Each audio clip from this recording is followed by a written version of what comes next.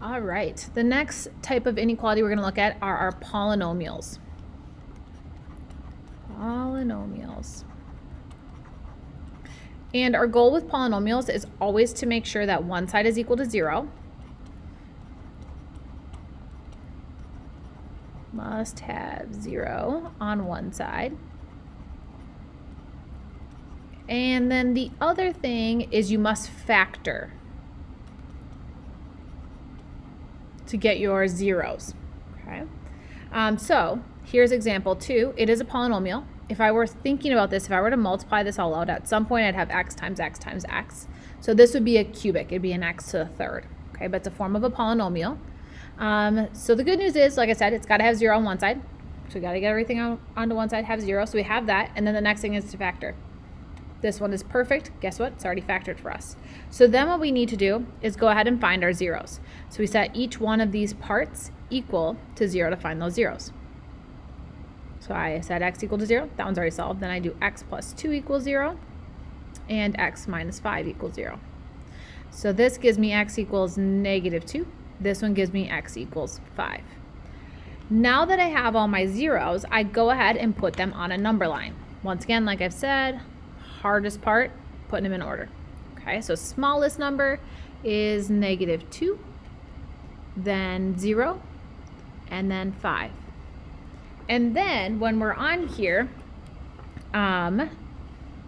we have less or greater than or equal to. So since it is equal to, close circle.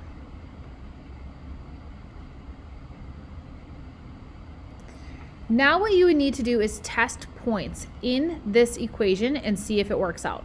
Okay, you can use your calculator and type it in. That is one option. Another option is just to kind of think it through. So a number less than -2. I'm just going to go -3. You could do -4. You could do -100.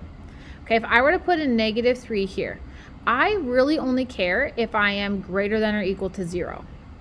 Okay, numbers that are greater than or equal to 0 are positive. So if I plug in -3, this would be a negative. I'm just going to take it greater than or equal to 0.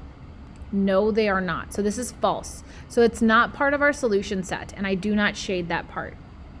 Okay. The other thing, like I said, you could do is you could get out your calculator and actually type in -3 for all the x's, and you will get some negative answer, which is making it false. Okay. Then we'll move on to our next one. We have x equals -1. I'm going to plug in -1. So I have plug in -1 for x. I'd have negative here. So it'd be negative. Then I have -1 plus 2. Well, that's going to be a positive number. And then I have -1 minus 5, which is a negative.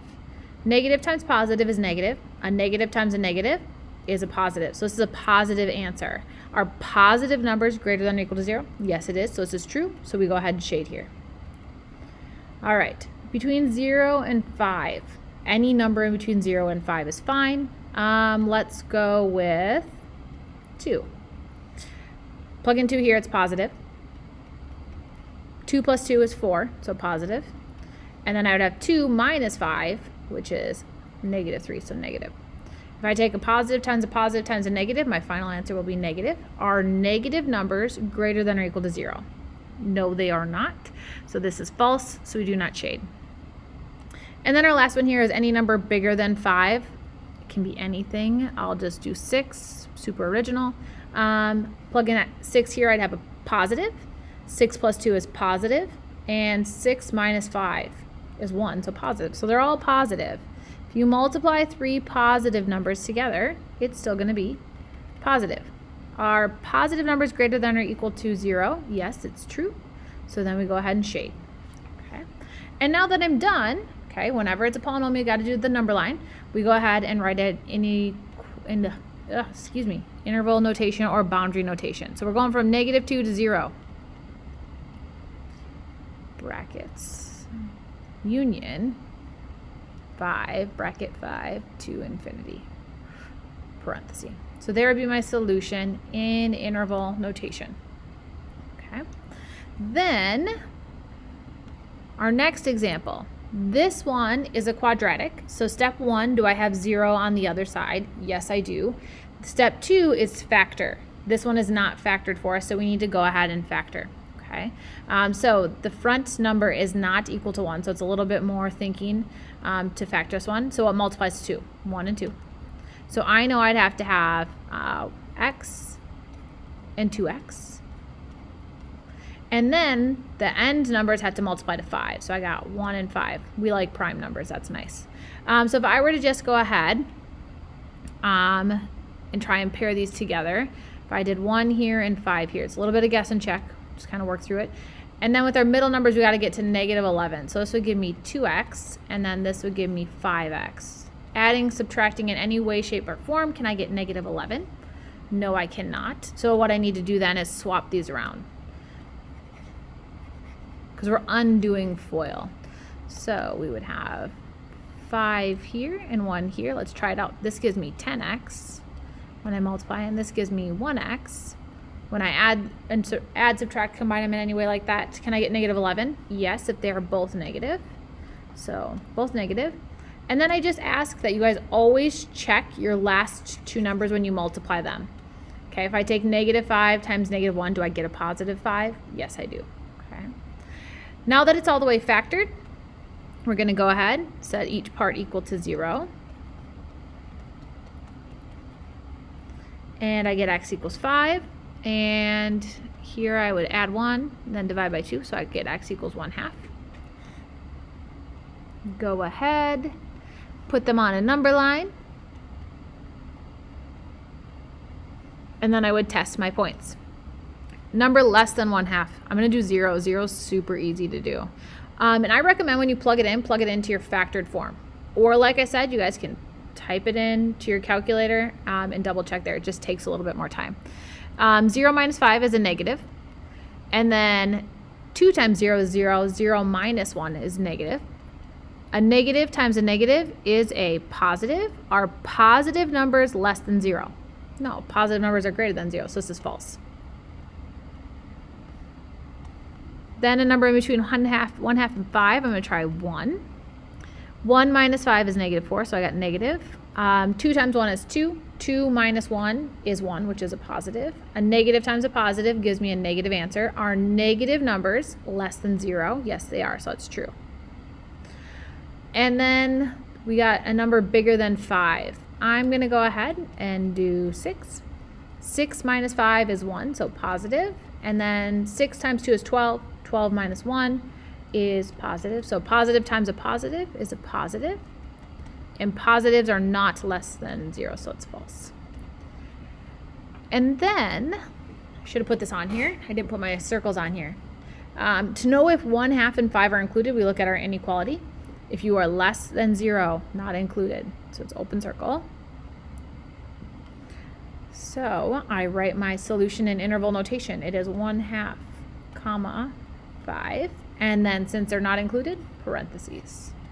So there is my solution for that one. All right, example 2E, I would like you to pause the video and give this one a try on your own. So go ahead and give this one a try.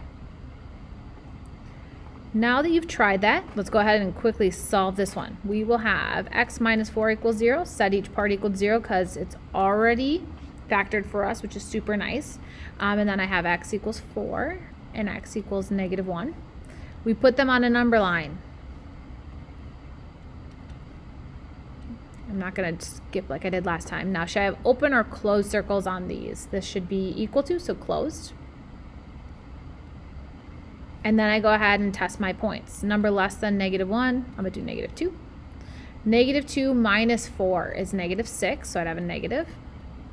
-2 plus 1 is -1. However, when I take and square it, I get a positive. So one thing that's kind of nice, no matter what, when you square something, what kind of answer do you guys always get? You should always get a positive. So you could always basically say this part's going to be positive no matter what you plug in. So I have a negative times a positive, which is negative, and that is less than 0, so shaded.